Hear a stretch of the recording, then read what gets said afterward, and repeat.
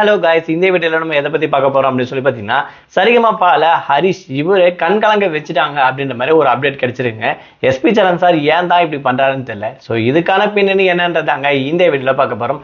நம்ம சேனலை first time பார்க்குற பர்சனாக நீங்கள் இருந்தீங்கன்னா மறக்காம நம்ம சேனலை சப்ஸ்கிரைப் பண்ணிக்கோங்க. அப்பதான் நான் அடுத்தடுத்து போடுற வீடியோக்கான நோட்டிஃபிகேஷன்ஸ் அண்ட் பாப்அப்ஸ் வந்து உங்களுக்கு கண்டினியூஸாக கிடைச்சிட்டே இருக்கும். அது மட்டும் இல்லாமல் இந்த வீடியோ பற்றி உங்களுக்கான கருத்துக்கள் ஏதாச்சும் இருந்துச்சுன்னா தாராளமாக கமெண்ட் பாக்ஸில் மென்ஷன் பண்ணுங்க.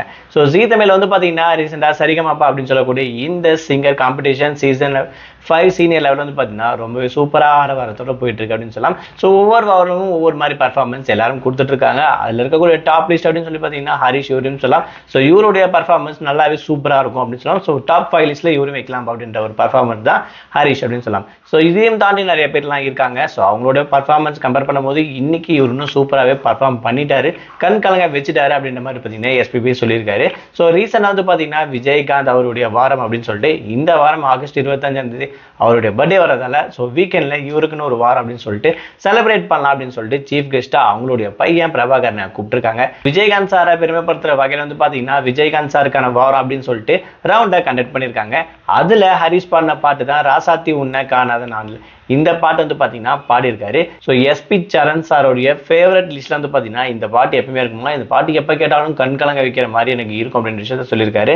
ஸோ ஹரிஷ் பாடினதால இன்னமும் இந்த பாட்டு வந்து பார்த்தீங்கன்னா இன்னும் சூப்பராக இருந்துச்சு, கேட்கறதுக்கு ரியலிஸ்டிக்காக இருந்துச்சு அப்படின்னு சொல்லி அவர் பெருமையாக பேசியிருக்காரு அப்படின்னு சொல்லலாம். அது மட்டும் இல்லாமல் அங்கே வந்திருக்கக்கூடிய அவருடைய மகன் பிரபாகரும் ஸோ இந்த பாட்டு எனக்கும் ரொம்ப பிடிக்கும். ஸோ இவர் வந்து பார்த்தீங்கன்னா கிட்டத்தட்ட அதே மாதிரி பாடியிருக்காரு. ஸோ ரொம்ப ஹாப்பியாகவும் இருக்கு கேட்கறதுக்கு அப்படின்ற விஷயத்தால ரொம்ப நெகிழ்ச்சியோட சொல்லியிருக்காரு அப்படின்னு சொல்லலாம். ஸோ இந்த வாரம் எஸ்பி சரண் சார் வந்து இந்த எல்லா பாட்டையும் ரசிச்சு கேட்க ஆரம்பிச்சுட்டாருன்ற மாதிரி ரசிச்சு கேட்டு கமெண்ட்டும் சொல்லிட்டு இருக்காரு அப்படின்ற வகையில் ரொம்பவே ஆர்வத்தோட ரொம்பவே சுவாரஸ்யமா போகுது அப்படின்னு சொல்லலாம். ஸோ அது மட்டும் இல்லாமல் இனியா ஆகட்டும் அக்ரினி ஆகட்டும் இவங்க ரெண்டு பேரும் சேர்ந்து காம்பல் வந்து பார்த்தீங்கன்னா ஆடியில சேர்த்து சொல்லி என்ற பாட்டும் பாடியிருக்காங்க. இந்த பாட்டுக்கும் சூப்பராக வந்து பார்த்தீங்கன்னா அப்ளாஸ் பண்ணி கோல்டன் ஷவரே கொடுத்துருக்காங்க அப்படின்னு கூட சொன்னாங்க. ஸோ அந்த அளவுக்கு இந்த வீக் வந்து பார்த்தீங்கன்னா விஜயகாந்த் சாரோடைய வீக்கை சூப்பராக கொண்டு போயிட்டு இருக்காங்க அப்படின்னு கூட சொல்லலாம். ஸோ இதை பற்றி நீங்கள் என்ன நினைக்கிறீங்க, உங்களோட கமெண்ட் என்னன்ற விஷயத்த மறக்காம கமெண்ட் பாக்ஸில் மென்ஷன் பண்ணுங்க.